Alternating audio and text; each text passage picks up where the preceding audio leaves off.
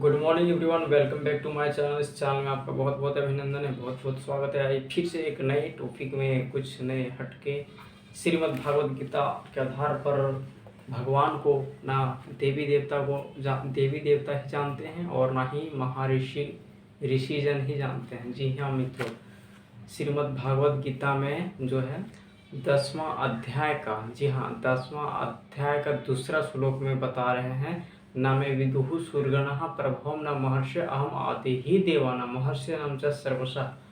यहाँ कह रहे हैं अर्थात भगवान को, परमात्मा को ना ही देवगण और ना ही ऋषिगण ही जानते हैं, क्योंकि देवताओं और महर्षि मुनियों का भी कारण आदि मैं हूँ। अर्थात यहाँ कह रहे हैं भगवान कि ना मुझको देवी देवता जानते हैं और ना ही ऋषि जन ही जानते हैं मुझको।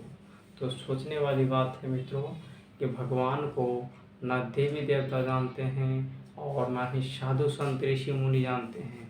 तो जब देवता जानते नहीं परमात्मा को, ऋषि मुनि लोग नहीं जानते हैं, तो हम लोग आपस में क्यों लड़ रहे हैं फालतू भगवान के नाम पर।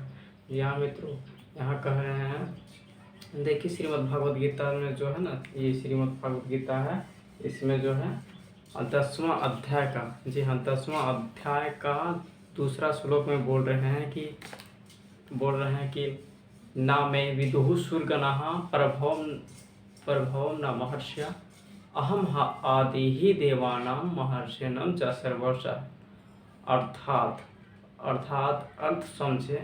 यहाँ बोल रहा है ना तो देवगण मेरी उत्पत्ति या ऐश्वर्य को जानते हैं और ना महर्षि जन ही जानते हैं, क्योंकि इसमें सभी प्रकार से देवताओं और महर्षियों का भी कारण स्वरूप हूँ। ये कह रहे हैं कि ना मेरे उत्कृष्ट जन्म को ना सतयुगी देवीगण देवतागण जानते हैं और ना ही द्वापर युग के महर्षि जन ही जानते हैं, क्योंकि सब देवताओं का सब प्रकार से आदि में हूँ। जब श्रीमद् भागवत गीता में जब बता दे रहे हैं कि भगवान को ना देवतागण जानते हैं सतयुग का और ना द्वापर और कलयुग का ऋषि महर्षि जन ही जानते हैं। जब भगवान को देवता नहीं जानते हैं, सतयुग में भी भगवान इसका मतलब नहीं आता है और द्वापर कलयुग में भी भगवान नहीं आता है। जी हाँ मित्रों, तो यहाँ बोल दिया है कि युगे युगे में आता हूँ। अरे युगे युगे आता है क्या? यहाँ श्रीमद् भागवत गीता में खुद कह रहे हैं, क्या कह रहे हैं, ना मैं सतयुग में आता हूँ और ना ही द्वापर कलयुग में आता हूँ। जी हाँ, तो कब आते हैं, ये बहुत बड़ा रहस्य है मित्रों। जी, भगवान को हम लोग गाली जन्म जन्मांतर देते आ रहे हैं, लेकिन भगवान को जानना पहचानना बहुत बड़ी बात है ना, तो इसीलिए इसको जानेंगे हम लोग। जी मित्रों, आइए कुछ बताते हैं, कुछ राज और रहस्य।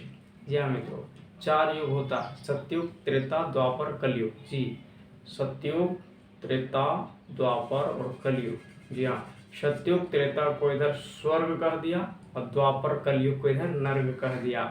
जी हाँ मित्रों, सतयुग त्रेता द्वापर कलयुग 4 दिखाए न चिन्ह, 4 चिन्ह को हम लोग स्वस्ति बना देते हैं। स्वस्ति समझ रहे हैं ना आप?